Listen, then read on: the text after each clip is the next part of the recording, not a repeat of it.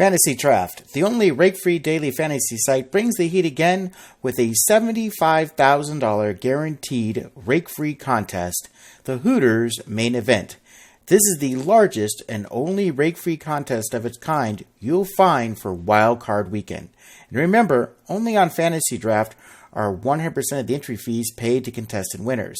Sign up at fantasydraft.com with referral code WBLZ and you'll get a free 7-day trial membership. Ironic Radio proudly presents Daily Fantasy Sports, Fantasy Foreplay, powered by dailyfantasylines.com.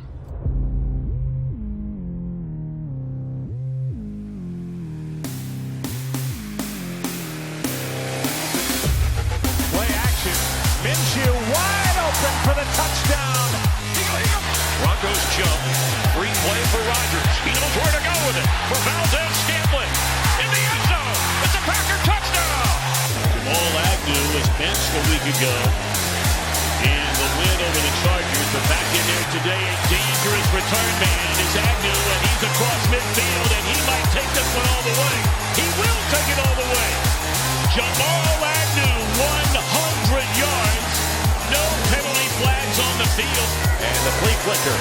Carr has an open receiver, and it's J.J. Nelson. And Nelson is in for the score. Mahomes looking to throw it. He will. Delivers downfield. Catch made. McCall Hardman. Goodbye. A blur. Touchdown, Kansas City. On 4th and 5. Jones steps up. Takes off. He's in. Touchdown. Prescott to the end zone. Touchdown. It's another one for Amari Cooper. Baltimore Ravens on the move.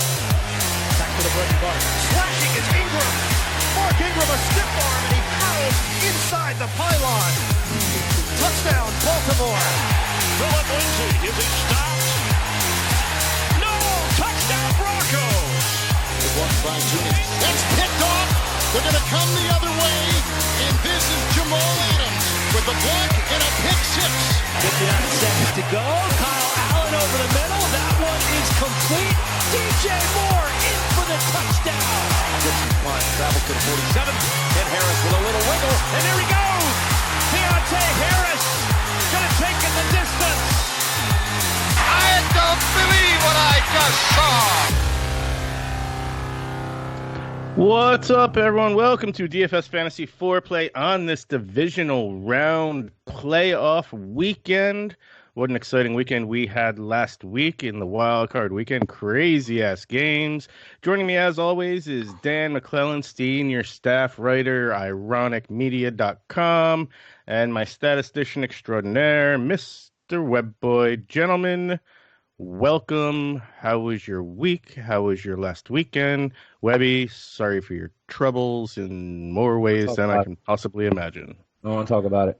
I know you don't want to talk about it. I'm sure you don't want to talk about it. Therefore, we will talk about it.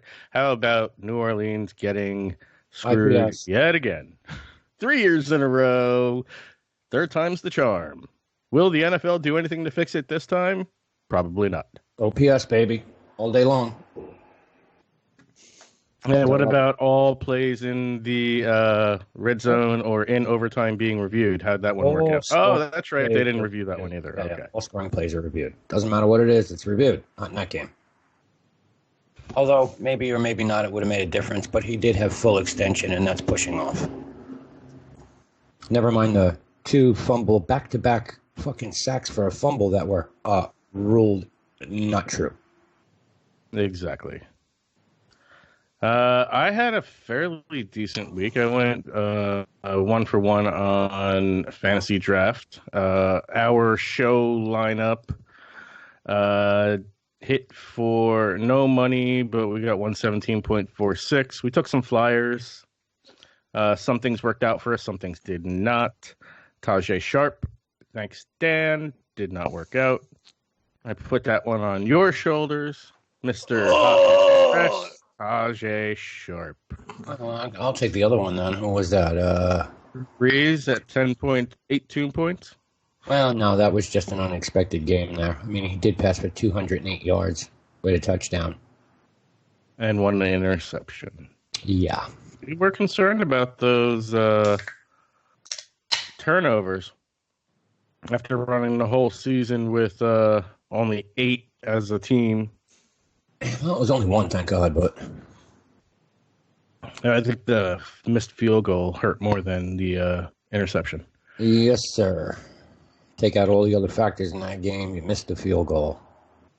Yeah. The lineup I did hit on was a total. I kind of went opposite of what we did on the show and just went to a different game stack. Russell Wilson, Devin Singletary, Alvin Kamara, DK Metcalf, John Brown, Dallas Goedert, DeAndre Hopkins, N'Keal Harry. That was my wide receiver bust because I was all over him last week at 4.8 points. Welcome to the Hot Mess Express.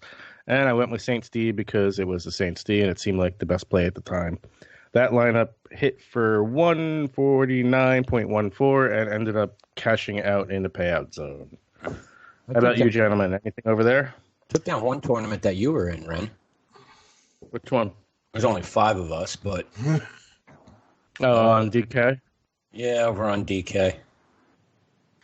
Yeah, I did not have a good week. I was really heavily invested in the Breeze, Thomas, Kamara trifecta.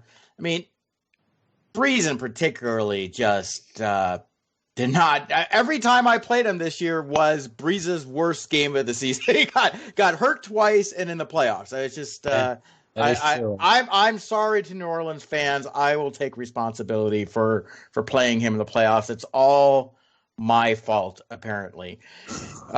We did the only thing I could say that came remotely good out of last week is Fantasy Draft was running a survivor thing through the playoffs where you have 1,000 entries that get whittled down to 600. This week we'll get whittled down to 200. I put 2 lineups in there, and they scored good enough to make the 600. So I'm alive with both of those lineups going into this week. I got knocked out of my survivor bracket pool. $150 entry. Ouch. Yeah. Let me guess, you took the Pats and New Orleans? Yeah, and another one that lost. Bills? Yep. This is a different type of survivor. It's literally make the cut survivor in DFS. Yeah, I need to check my Yahoo and see how that worked out. Did you break your streak? I doubt it. Daily fantasy, let me say. So speaking of all that, while you're looking that up, why don't we jump into Hot Mess Express? All right. Oh, you made it to round 2. There you go. Made it to round 2. All right, this week, Hot Mess Express, a couple people I want to bring to the table. We talked about N'Keal Harry, 4.8 points. We talked about Drew Brees at 10.8 points. We talked about Tajay Sharp. Gentlemen, who else would you like to bring to the table for the Hot Mess Express? Can I put Michael Thomas on there just because? I mean, 14 points. I don't know, 7 for 70. That's a respectable game. He's missing a touchdown. Right? No, I get it, but I fact that he fell short of 100 yards in that matchup and they didn't get him the ball a dozen times is. Maybe I put it on the offensive coordinator because he did everything he was supposed to do. He caught 7 passes, so. Yeah, I'm gonna put on Tom Brady. At 209 yards passing, 1 interception, no touchdowns at 7.36 points. I'm also going to put Ryan Tannehill on there for a whopping 72 passing yards, 1 passing TD, 1 interception, and 11 rushing yards. Hard to do when it was the whole game was the Henry show. Yeah, I mean, it was the Storm Henry. I mean, they were even making fun of it up in New England because of the storm that was coming in, which was called Storm Henry. We could put the Pats defense, which was the most expensive and scored the fewest amount of points at 4. They're definitely on there. We have a car for them. That's called the defense bus car. Yeah. Stephon Diggs, we can add him to that at 8 rushing yards, 2 receptions, 19 yards, 4.7 points. I put that more on. He didn't even receive a target, I think, until the fourth quarter. I think that changes dramatically this week, and I think he's a really intriguing play. He did. He was squeaky on the sidelines about not getting targeted. And I think with Thielen dealing with some ankle issues. He's got a great matchup that just because he's on the bus, Hot Mess Express this week, I wouldn't avoid playing him. I don't see a back-to-back performance there. One other name I'm going to throw on there, and this is really has more to do with I had one lineup remaining with Joshua Perkins because there were some whether or not Ertz would play, and he was super cheap at 5,600, and I let it ride, which I shouldn't have done, and of course Perkins got nothing. So yeah, I had a couple lineups that I think that one tournament that you won over on DK Webby, I was heavy on DK with Perkins just simply because of price. I was like, even if he gets a bagel or he gets 1 point or 2 points, even 3 points and hits value, it doesn't matter to me because it's affording me the ability to get other players. So I was willing to take the risk on that, and obviously it busted. The other player everybody was heavy on was Boston Scott, which of course the dynamics changed when the guy ahead of him ends up playing in Miles Sanders, but still I think the expectation was that Scott would catch 6 or 7 passes and provide a nice floor at about value, but he only ended with 25 rushing yards, 3 receptions, and 23 yards for 7.8 points. Yeah. I had him. I was all over that. I think I tried to convince everyone here to run that move. And that's what we pivoted off that in our hey Webb, you ran the pure lineup that we built on the show last week. How did that score? Was that the one with Drew Brees, Boston Scott, Derrick Henry, Michael Thomas, John Brent? No, that was my lineup. Hold on. Completed 7 day. That was this one, I believe, at 104. Drew Brees, I think it was Boston Scott. Drew Brees, Boston Scott, James White, Michael Thomas, John Brown, Dawson Knox. Yep, that's it. Alvin Kamara, Marshawn Lynch, Tennessee Titans defense, 104. So our Saturday pivot that we were all doing via our Slack channel got you what? Scored 13.46 more points. 13 point, okay. It scored 117.46 with Singletary instead of Scott, Jared Cook instead of Dawson Knox, and then we swapped out our flexes were Metcalf and Tajay Sharp. Yeah, I ran it native. Which you you when you were here. Yeah. Let's see, tight ends that we could throw in there. No one really worth a while. I mean, Zach Ertz at 6.4 points. He shouldn't have even played. Yeah, that was to be expected. So Dawson Knox at 2.4. You were taking a cheap way out right there. He was 8% owned, by the way. Jonnu Smith at 1.9 points. He was 6% owned. There was just no passing game in that Titan game. I think you're going to see that to be slightly different this week. I think A.J. Brown is probably in a better spot than normal. That's definitely a better spot than he was against the Patriots last week. What about Jacob Hollister, who was 33% owned and got 3.6 points? He's definitely on there. And why I bring him up is that every time I run an optimizer, they have Hollister, in there, and the projections for this guy are like 12 to 14 points this week.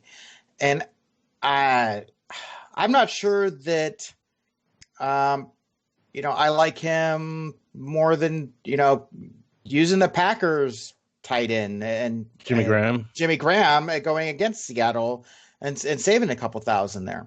I think that's I do have a lineup that I built around putting Jimmy Graham in just strictly because of our Arizona game theory that we went with all year. Play the tight end against the shitty tight end defense, and we had conversations throughout the season how Seattle was just as bad as Arizona at defending the tight end. So here you go. Especially in down playoffs, the you stretch. have Aaron Rodgers. Yeah. All right.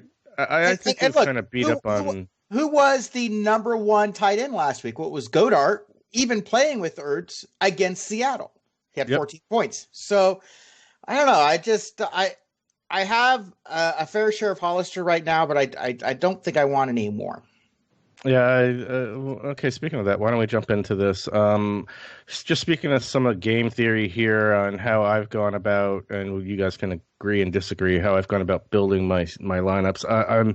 I'm kind of waiting on quarterback and seeing what money I have left because I think building around a quarterback, building around a Lamar stack or a Mahomes stack, you're just leaving.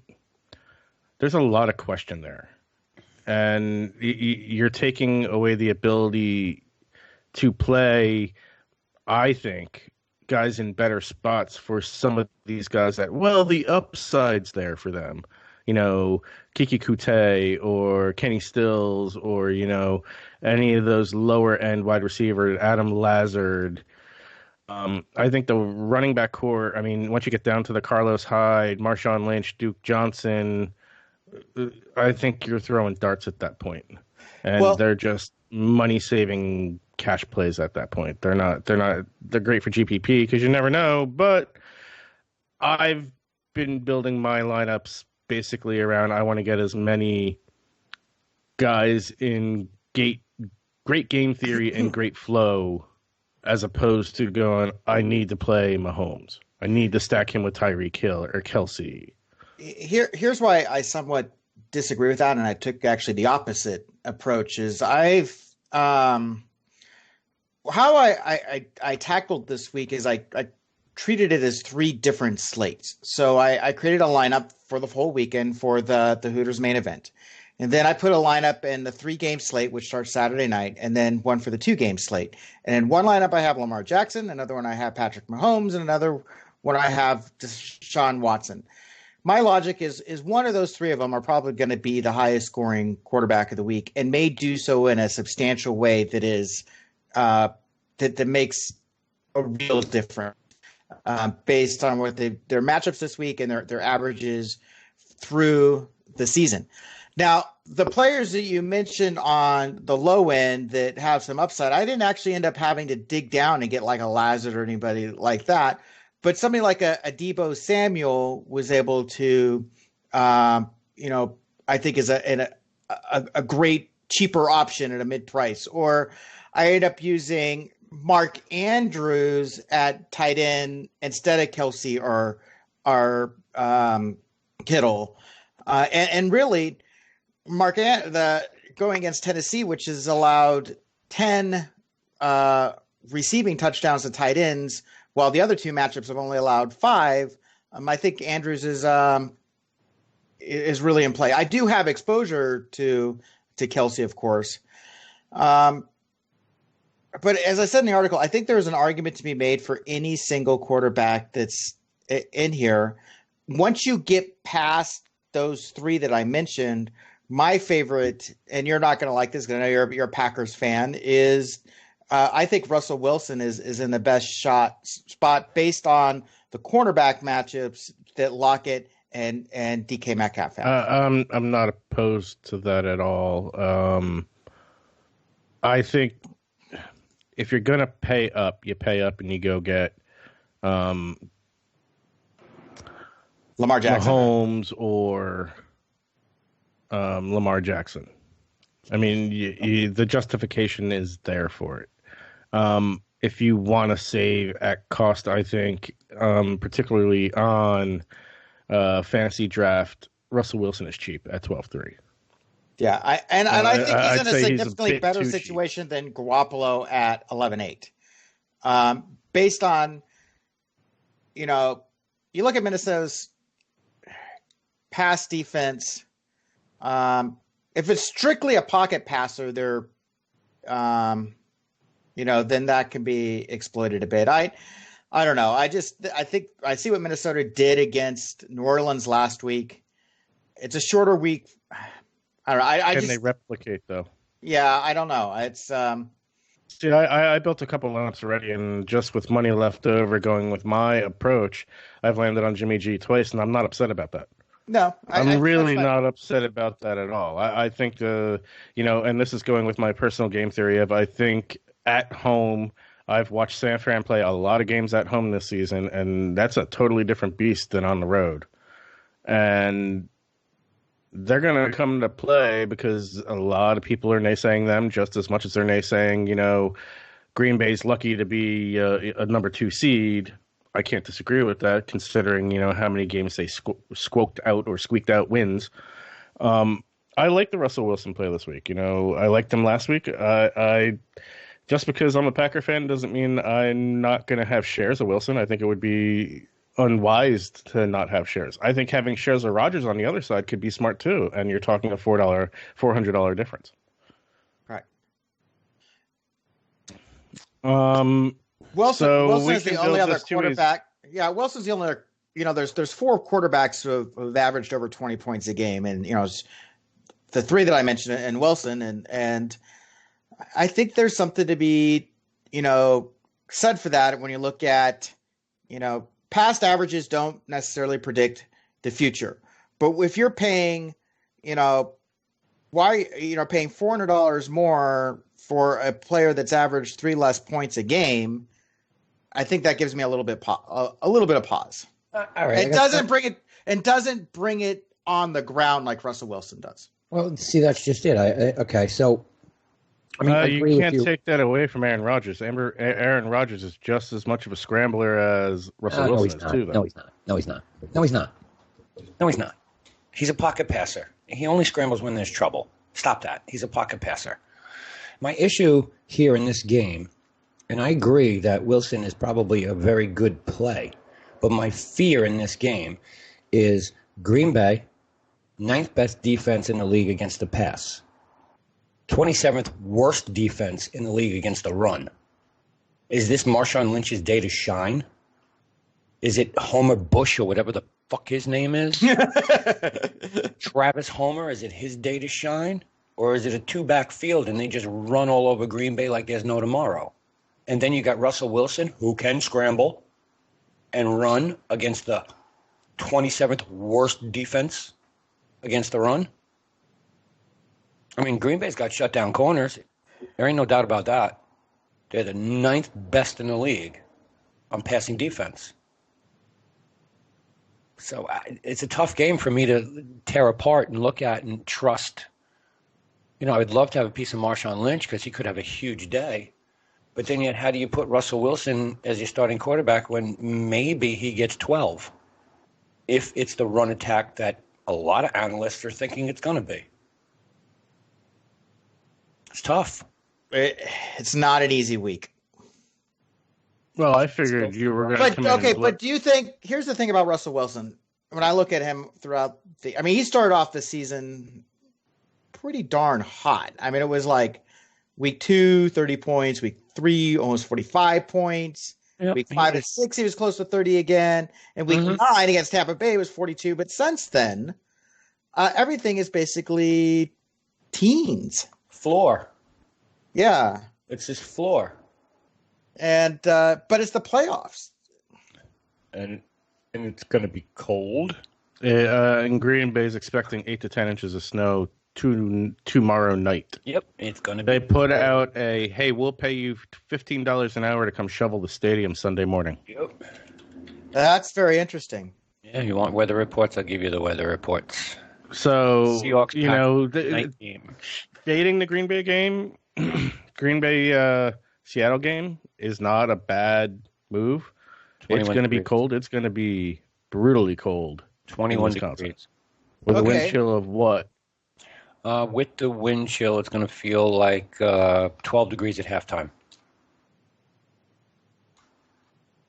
Would you consider then, this is like a reverse way to start, but going with like Seattle at 5,000, which is in the min of 4,000 as a defense to create value there? I think you start with the tight end this week and work around that. Okay. That's my opinion. I have chosen in the lineups I've been looking at and building just to chuck the quarterback position and take You're doing the same thing I'm doing. Whatever I have money left. He's got the most passing yard attempts out of all quarterbacks in the playoffs right now. When he throws the ball down the field, it's for 9+ every play. Every play. Okay, granted, they're not catching the ball, he's not connecting, but the attempts are there for it. And if that game goes the way the script should, he could throw for, 280, 300. That's what I'm Over-under looking for at. that game currently I'm looking at is 47. I don't know if that's shifted. No, I haven't looked at the push I didn't line. even hear what name you mentioned there to start. Tannehill. Tannehill. He's I know punting QB completely. I'm punting QB completely. Because I'm looking at it this way. If you do something like that, Okay, and then you don't even worry about a stack because I wouldn't want to stack him with A.J. Brown, who really has an atrocious cornerback matchup. I would just say you take the discount and you take whatever points that Tannehill gives you and don't worry about heck, I wouldn't even mind playing Tannehill and the Ravens defense. Just run it naked. You could. Yeah. I'm actually running Tennessee's defense this week, especially after doing a little stat research on them. I liked the defense this week. All right, so we buying into this theory of Tannehill? No, I mean, we can discuss it. That's my thought. I don't. Okay, I have no exposure to him, so it's an interesting. I don't either, so it's an interesting. It's going along with where I'm at. I'm playing Garoppolo in the two lineups I've built so far at 11-8. This is saving $1,200 more dollars. And it gives you the ability to slam Derrick Henry, Devontae Adams, Deebo Samuel, and George Kittle in the same lineup. And you can throw DJ Metcalf in there if you'd like. I kind of really want a share of Aaron Jones. It's a smart play. It's going to be a cold game. No, Aaron Jones is the one guy I've total exposure to. I have none to him at all. He's projected on many sites to being actually the top running back this week. Yeah, that's tough with Derrick Henry's 21 average. Well, you're looking at PPR when you're factoring that in. True. So, wow. So okay. What do you guys think about what he's saying? The Tennessee going with the Titans D at 4,000 and the cheapest quarterback, and then trying to go up everywhere else. All right, I'm locking it in right now. I want to share. I already said I want Jones. Dan, you echoed that. Webby, you have none, so I'm sure you wouldn't be objectionable to it. So, yeah, I'm good with that. Okay. Second running back. Well, now, see, here's the dilemma for me. How do you not take a hard look at Damian Williams? Oh, I don't think that I don't have to convince me. Well, you don't have to convince me either. The flip side of that, how do you not take a hard look at Mostert? The matchup they're the same price, and the matchup is significantly better for Williams. And Williams' recent performance the last couple of weeks has been great, and he has averaging more than 3 points higher than Mostert. But that's not necessarily fair because Mostert really, just kind of came on late in the season. Yeah, that's there is a game. If you were to play this from saying that since they're the same price that everybody is going to be on Williams and that Mostert is going to have a significantly lower share, there's some argument to that. And then there's Carlos Hyde. But I think we can come back to this last running back position because of where we're saying with Tannehill and Tennessee.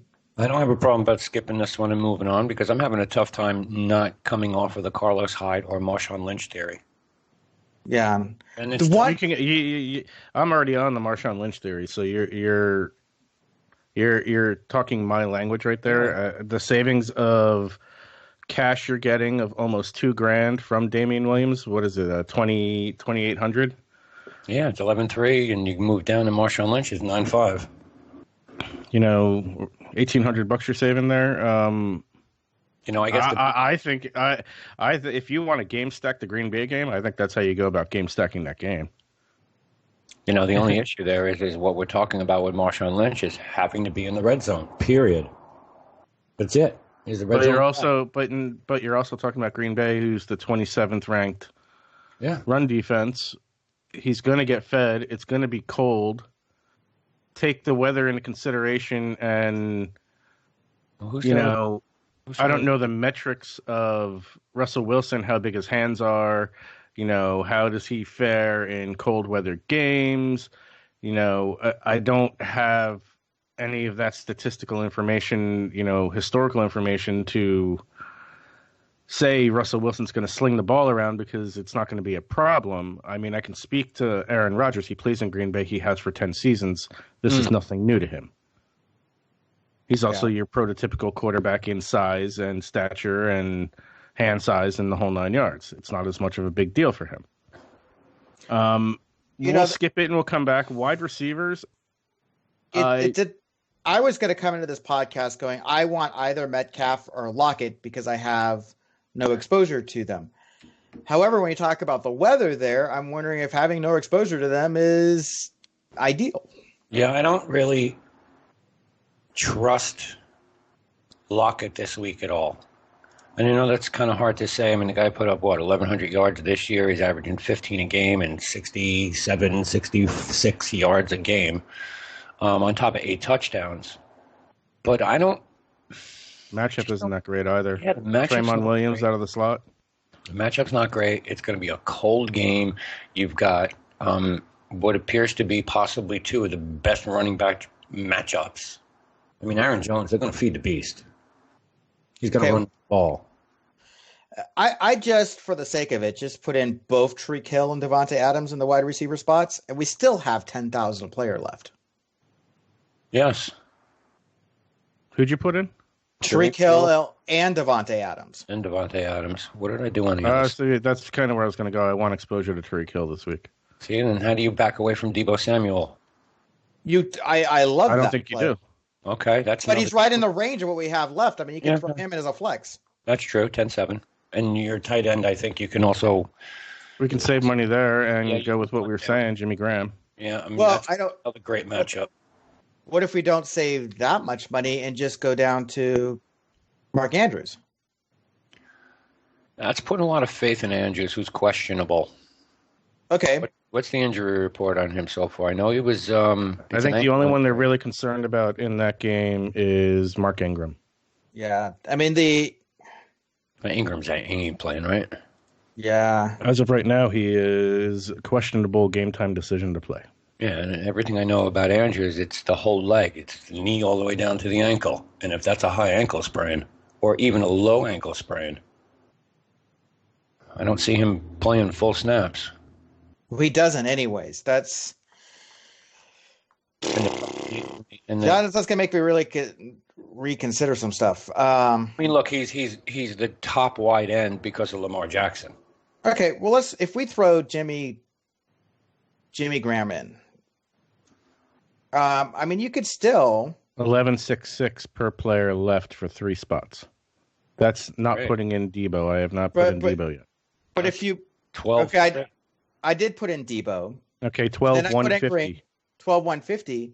You could still go up and get a Kelsey. Or you got in there? I can't see that. Ryan Tannehill, Aaron Jones, Tyreek Hill, Devontae Adams, Jimmy Graham, Debo Samuel. Oh, somehow I slid Metcalf in there. Okay, sorry. Devontae Adams, thank you. Okay. I would rather go, instead of paying up for Kelsey, I'd rather go Kittle because I think everyone else in the field is going to end up on Kelsey. I'm okay with that. I mean, it's what did I have? I mean, I ended up fading Kittle, and there was a reason why. Let me look at this.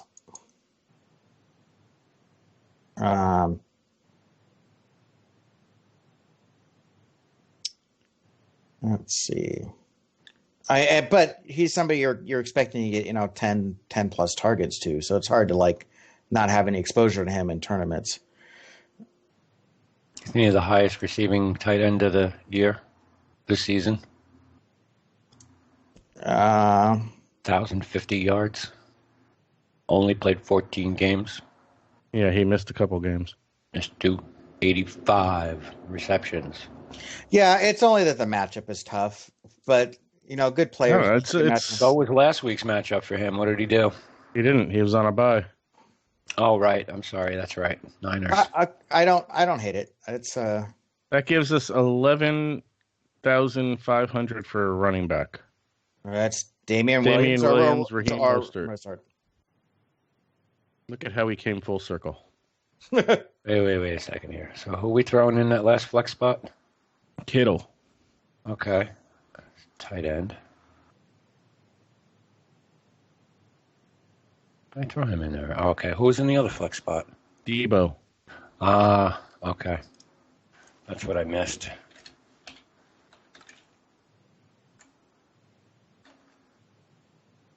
Still there he is. Okay. And that leaves 11-5, huh? Which gives us Damian Williams or Raheem Mostert. And those are the two guys I told you I was having a tough time choosing between. That's what and then I said, look at how we've come full circle. Full circle. Yeah. Okay, now I understood what you meant by that because I was missing the guy in the slot. Yeah, I see. I'll take either one of what you guys think. I know it's probably going to be the Williams move, which is in my other lineup. Well, I'm thinking Williams. So I'm sitting here looking. So we've got Tannehill in Tennessee. We've got that game. We've got Aaron Jones, Devonta Adams, Jimmy Graham. No exposure to Seattle. No exposure to Baltimore. We have Debo and Kittle. No exposure to Minnesota. And we have no exposure to the Texans. So we have a bit of each game, minus the Ravens-Titans game. No, we have the Ravens-Titans. Marshawn Lynch and leave 6,000 for a D. What's available at $6,000? Green Bay Packers, Minnesota Vikings, Seattle Seahawks. You're missing Kansas City by 300. The other option is, and I'm not saying it's a great option, but is to go off of Deebo Samuel and go up, despite the weather, and go get DK Metcalf. Mm-hmm. You can throw Derrick Henry in there, too. And no, you can't. Never mind that. If we threw Henry in there, we'd be... No defense. Not possible. Well, you could play Henry instead of Aaron Jones.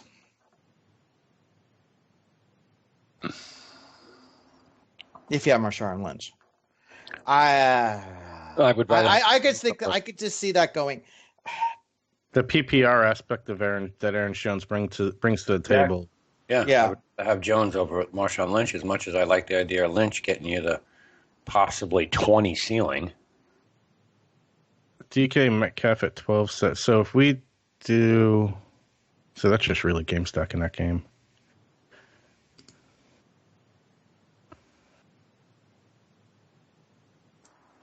And you have a lot of receivers in the snow. If it doesn't... What about Will Fuller from Houston? Any interest? Hurt.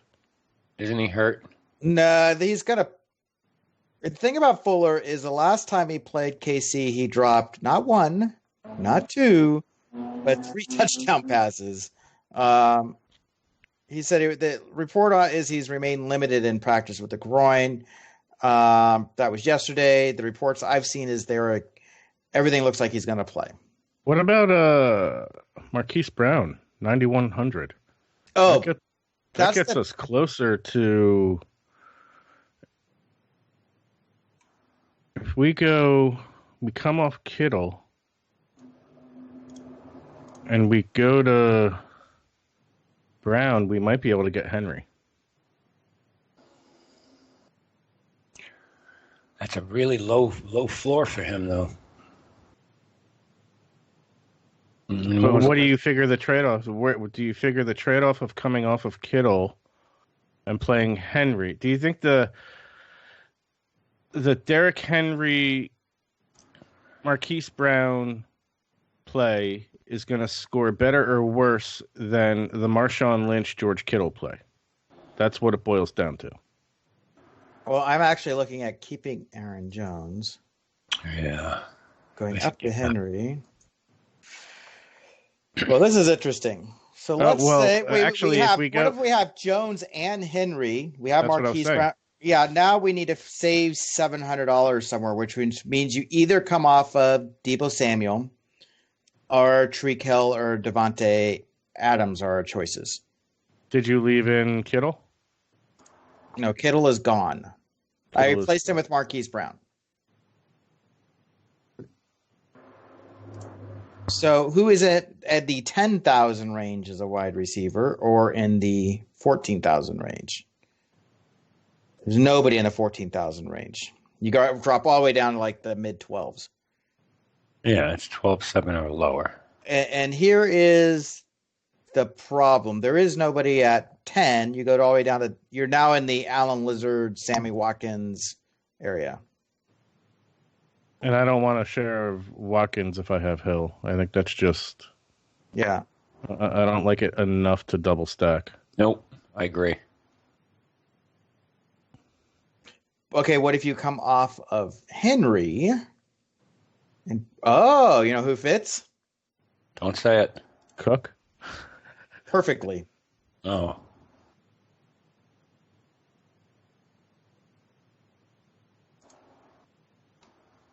So it would be Tannehill, Aaron Jones, Dalvin Cook, who I have no I kind of like this. Tyreek Hill, Devonta Adams, Jimmy Graham, Samuel, Marquise Brown, and the Titans.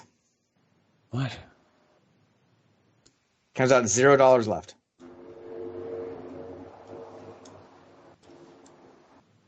Ryan Tannehill, Aaron Jones, Derrick Henry, Tyreek Hill. No, Not Derrick Henry, Dalvin Cook. Dalvin Cook. All right, Dalvin. Oh, take out. There you go. Save 400. So do you like that more than Marshawn Lynch, George Kittle, Deebo Samuel? Well, I do. I do because I think Cook is going to get at least 50% more touches than either Marshawn Lynch or Kittle. What did he do last week PPR wise? Who? Cook. No. He had 3 receptions for 36 yards, so he had an extra 6.6 points with that. Now, here's the downside. This is why I don't have any exposure to Cook. Is what I wrote down here. It's Marquise Brown move. I don't know. San Francisco is particularly brutal matchup against pass catching running backs. They've allowed the third lowest production from running backs total at 17.5 fantasy points per game. They were particularly tough against pass catching running backs by allowing near a league low of just 398 receiving yards, and were the only team not to allow a running back to score on a reception. But look what Derek did last week against the Patriots. So I mean, it's like I don't. I'm so not a Dalvin Cook truther. I know it burned me all season, but I'm sitting here staring at this, and a big red number 2 is staring at me in the face, and Well, number 5 staring in the face with Tannehill. yeah, but we agreed to punt. Yeah, we agreed to punt. Yeah. I mean, look, worst comes to worst, and he pulls his average. It's still 20 points at the quarterback position. Well, the same thing with Cook. It's the Jimmy Graham move right there. Dalvin Cook. But what if those two? So let's say Tannehill and Cook. That's what they do. They get their averages. It's 20 points each. That's 40. That's 40, and you've only spent 26 for them. Right. You're hoping we get average on everybody here, and then Jimmy Graham has a great day in a matchup that should be made for him. I don't care. Jimmy Graham could have 3 catches for 30 yards, and it's. Yeah, but you need those points because everyone else here. I mean, everyone's going to. You're talking about 50% plus owned on all these guys here. All right, here you go. I got ownerships for tight ends. The one I'm not 100% on. Ownership. George Kittle projected ownership is around 40. Kelsey's projected ownership is around 31.5. Andrew's projected ownership 14.5%. Hollister at 8.5%, Graham at 8%, and then Rudolph 5.7, Smith 3.8. After that, no one cares. Well, there's a lot of things I like about this lineup. I'm big on Deebo Samuel. Tannehill projected ownership 3.9. Yeah, I can see that. Baltimore don't give up points. Running back. Dalvin Cook projected ownership 30%, equal to Aaron Jones. Derrick Henry at 33, Damian Williams at 44.4. Right after Dalvin Cook is Marshawn Lynch at 23.9. But it's a short slate, so you're going to have anything over 25. I mean, you have to get over really 35% to really be really concerning. I don't think you get concerning. That can either help you or hurt. It can't hurt you. Yeah. It's not going to help you either, though, once you hit that, because 35% of the field has them. So you and 35% of the other people are boned if somebody goes out hurt, like happened 2 weeks ago, or with our quarterback every time we played. The other thing I like about this Marquise Brown move, when you start to think about maybe there's a possibility that Mark Andrews doesn't play. It's possible. He's pretty banged up. Marquise Brown, projected ownership, 26.3%. Yeah, see, I just don't trust Marquise Brown at all. I mean, I'll run with this, no problem. But I don't trust him, especially his last 2 games. I mean, he did nothing against Cleveland. Tyreek Hill at 34.9, Devontae Adams at 31.6, Marquise Brown at 26.3, Emmanuel Sanders at 23.8, Adam Thielen at 22.3, Diggs at 20.8, Metcalf at 20, Lockett at 18.6, DeAndre Hopkins at 18, Deebo Samuel at 15.1. I say we run with it. It's a GPP line. I'm good with it. It's a GPP lineup. Here's the thing. I think that we have between Jones, Cook, Hill, Adams. That's 4. Samuel, 5. I think half this lineup has the potential to have a monster day and lift up the other part of the lineup. I could see Ryan Tannehill having a day and a half.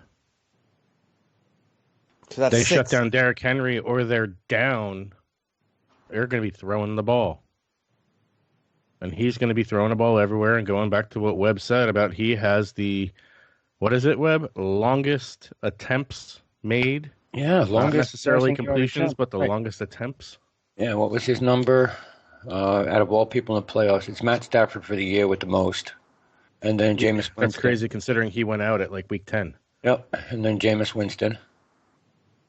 Yeah, Matt Stafford made 291 attempts and attempt to throw for 3,097 yards.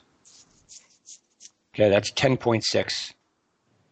Russell Williams, 626 for 6,500 potential yards at 10.4. Ryan Tannehill, 286 for 2,700. That's 9.3. And then Russell Wilson, 517 attempts for 48-42.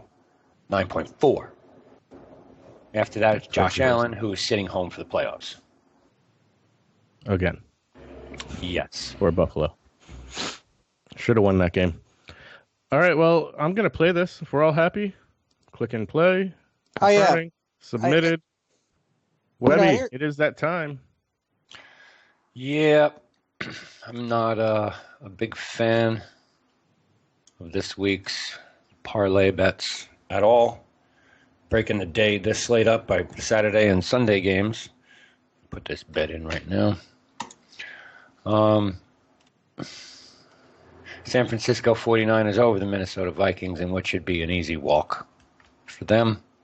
Minnesota got lucky last week, and in prior years they've gotten lucky also, and usually get knocked out right about now. I don't see an upset in that game. Niners win. Taking the Ravens over the Tennessee Titans. It's been a good run for Tennessee, but I like the other side of that. I keep going back to something that echoes in my head that I don't know when you said it to me. I think you may have said it to me Saturday when we were together, drinking beer, sitting on the couch. I see Lamar Jackson's mojo running out next week. And now, granted, you were talking about against the Patriots, but that has stuck with me. And after watching what the Titans did last week, I still think that could be true. And I can see Ryan Tannehill coming out of this game victorious. It's tough, man. It's 9.5-point favorite in that game. Over and under is 47. I'm taking the parlay bet of the Niners and the Ravens.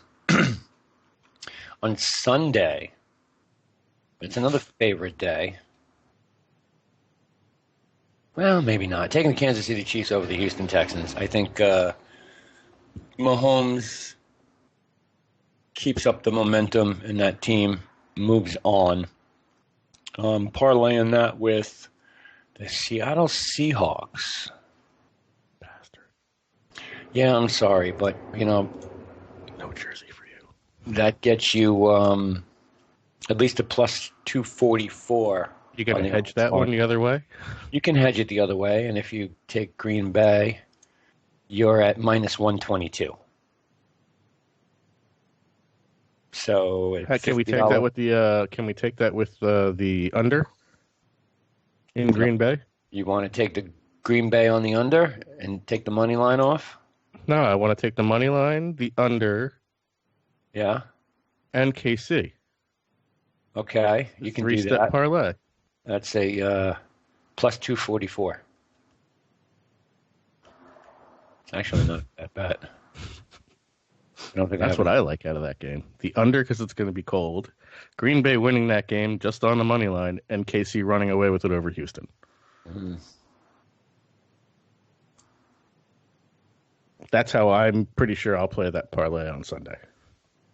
It's much better odds if you take it the other way with Seattle. I'm sure it is. It's much better odds. It's plus 527. I like Kansas City. So you play it both ways. Yeah, you can play it both ways and make some money some way. I do like the Seahawks in that game. It's going to be tough because they just really don't have running backs when you think about it, when you look at it. And Green Bay's got two players that should shine in that game. But taking the Seahawks in an upset there, it's not really an upset. I mean, they are favorited. No, Green Bay's favored plus minus 5. Right, they're getting 4.5. Oh, it's dropped to 4.5. It's 4.5 now. I think Seattle can come out there with a win that shock the is your upset Sunday. Those are the bets I'm taking. All right. Now you got me thinking about hedging them the other way, and it's quite possible I may do that too. There's a lot of with Sportsbook, DraftKings Sportsbook, they're giving you 10/1 odds on who scores first touchdowns in games. That's definitely something to take a look at. And doing odds boost is 10/1. So $10 wins you 100. Yeah, it gives you the opportunity to place a bet that Dalvin Cook scores the first touchdown in that game at plus 650. So they're boosting your $10. They're matching it at 10/1. So yeah, it's a $100 bet. No, it's a $10 bet. You can only boost it by maximum of a $10 bet. So it still becomes then plus 1,000. That's still a nice chunk of change. Yeah, it's $10 to win 110. They're limiting you to $10 bets, but they're boosting the odds up. So, again, like I said, if you choose Dalvin Cook, you're at plus 1,000 on that. You think it's George Kittle, you're at plus 1,000. Granted, again, only $10 bets, but your potential payouts are $110 a bet on $10. And it's every game. You think Derrick Henry's going to be the one. They're pushing him to 1,000 also, even though he's only 600. So it's really something to take a look at, And Tannehill's what? Plus 3,300 to score the first touchdown. And you can lay whatever you want on that. $10 gets you what? 330? And yeah, $10 gets you 340. But you can lay whatever bet you want on that. It just seems to be certain players that they're boosting up.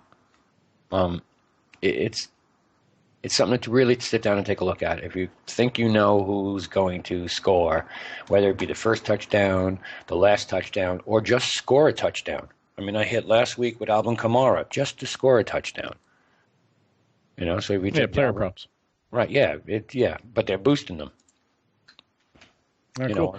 On certain bets. So you got to take a look at it. There's some bets there that are worthy to make. That's pretty much free money. Free money. We like free money. All right, Dan. Webby, any parting words? I actually have a parting question. Yes. I'm still debating in a lineup here because I have 200 to spare between Davante Adams, and I only have one, not like what we did, or Tyreek Hill. What's your guys' thoughts there? If there's a cash lineup, I'm all over Adams, and I think Adams could. But I don't know. I'm like the GPP side of it goes, man, Hill could go off for 40 points. I don't know if Adams' ceiling is that high, but I think that Hill might have a shorter floor for some reason. How much exposure do you have to? This is a cash lineup. No, it's a GPP lineup. DeAndre Hopkins. You can't fit him in. Yeah, I can. He's the same price as Hill. Oh. DeAndre Hopkins. Go to the other side of the ball. That's actually interesting because I have in the lineup that we just built, both of them. So now this gives me all three. So I'm changing the article lineup. I'm taking basically out Davante Adams and I'm putting in DeAndre Hopkins. Cool.